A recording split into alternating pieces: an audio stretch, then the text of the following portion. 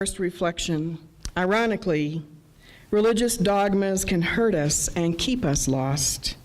Over the years, I have talked to so many of you who were not raised Unitarian Universalist, who had to escape the hellfire or the exclusivity of a previous faith with the thought that only the chosen can be saved, or the judgmentalness of a religion, or its seeming hypocrisy when the words begin to fall flat, dull, and tinny. And sometimes the damage is nearly irreversible. So why come to a religious community on this beautiful winter's day? Why come here to Prairie, as so many of you have? Hopefully not dragged and screaming too hard. That's for our children, I know. If I could globally summarize what it means to be a religious liberal, which includes us, it means a belief in the openness of God or faith or love or life that includes absolutely everybody. This is the core of what it means to be a universalist. That is our faith. Everyone is welcome, and everyone is loved.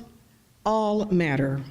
We do not define God or spirit, nor do you have to believe, as I obviously do, in a certain version of God or spirit, nor do you need to believe in any kind of God, for we believe you can find your own kind of faith, your own spiritual path that will guide you.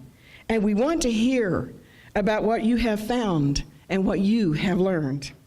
My clergy friend, Reverend Cheryl M. Walker, the president now of our National Ministers Association, says that our Unitarian Universalist spiritual practice can be put in these very human terms.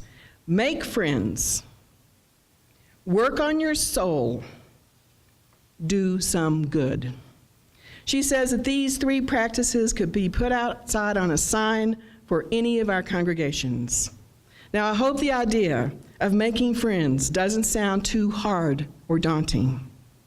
The reason it's important is that friendship is the glue of community, and your ability to grow your capacity for friendship to include others, including new people who visit us, is what creates genuine community, so that we don't become a social club of the chosen few, something I think any kind of religious congregation should avoid.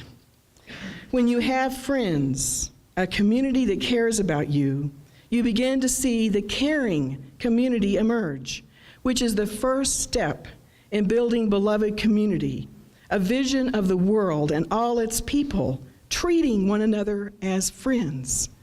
Can you even imagine it? Second, work on your soul.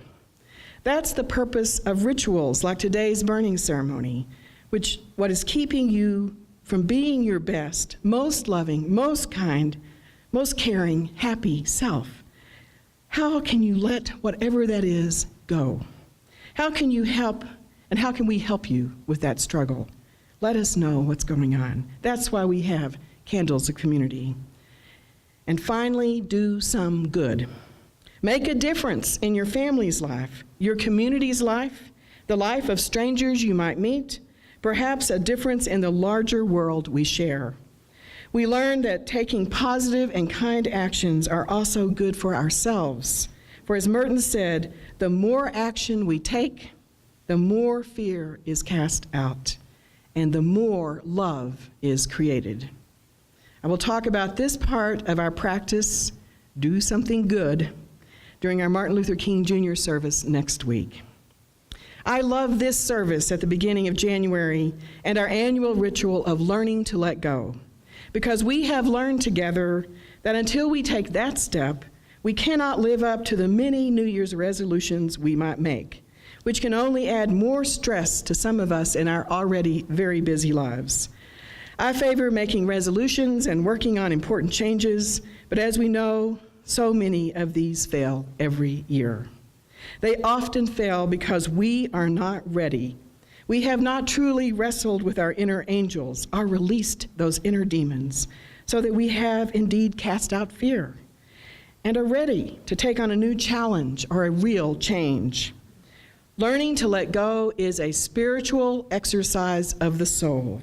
It focuses us on the deeper layers of our emotional pain, the whys, not just the whats. Learning to understand the why is your story. Learn to tell your story. Understand why you feel the way you do.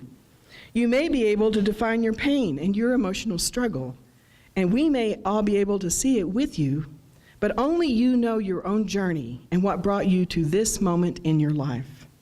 In a few minutes, we will write on paper those things we want to let go of. It is good to include our petty jealousies and surface emotions of grief, anger, even perhaps greed and envy, and to imagine forgiving ourselves and others for these lesser impulses. They're very human. But if you can begin to touch on the why of them, why you are haunted with negative feelings, lack of self-esteem, a sense of failure, seemingly irrational anger, fear or jealousy or envy, you will get to the spiritual causes and the places in your life where you can do your inner work and learn to truly let go of past grievances and pain. You can do this. You can prevail. Be free and be blessed. The more you create the image or a mantra of release from these feelings, the closer you will come. As I thought about today's ritual of burning away in my sacred and very old horse watering pail, so holy, I also came to realize that its symbolism is about spiritual letting go, a literal burning away, the sacredness of fire to cleanse. I know that some of you carry physical pain and emotional pain that cannot be so easily released. These may be the results of chronic conditions, illnesses, or the effects of our aging, things that we cannot change and must learn to live with and come to terms with. This is for our spiritual layer, our deep inner light, soul, inner teacher layer. This ritual is meant to help heal or strengthen that. If we can strengthen our inner spiritual level, we can learn to bear with more grace and resiliency our physical and emotional suffering. Our inner selves, the true self that exists at your core, at everyone's core, which is deeper than your ego and all the roles that you might play in your life, does not dwindle or die, even if it is hidden or forgotten. Ritual is meant to speak to that part of yourself, and that's why on the surface, it can work like magic, or just seem like magical thinking if you're cynical. It's okay, you can be cynical.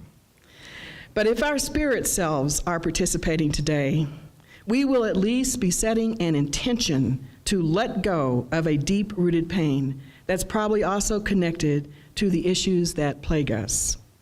So what do you need to let go of today? Jealousy, self-doubts, envy? Are you filled with anger or bitterness or fear? Do you need to let go of a grudge so you can forgive yourself or someone else, perhaps even God, even though you may not believe in God? Have you been stuck on a negative or a sad path? Can you reach out for help and support? Perhaps you need to let go of some pride, which can be a form of fear. Can you imagine your inner spirit helping you, transforming you, filling you with love? Can you believe in love? Are there other fears in the way? Fears of others or otherness? A fear that has made you blind or prejudiced or even mean-spirited? Do you fear success or commitment or rejection? Or do you fear faith itself?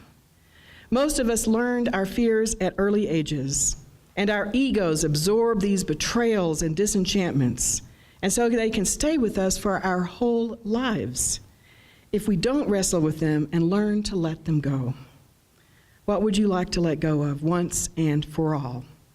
I want you to write it down, and I want you to claim it in the quietness of your heart. And after the service, I will burn it away, usually in front of the school, usually with snow coming down later to deaden those ashes. It's also okay to have more than one thing. Take more than one slip of paper, or write tiny and put a bunch of things down. They will all go up in black smoke and leave traces of ash in the pail. May your words be true, and may our burning be true, and may we each make a fresh start to this new year together.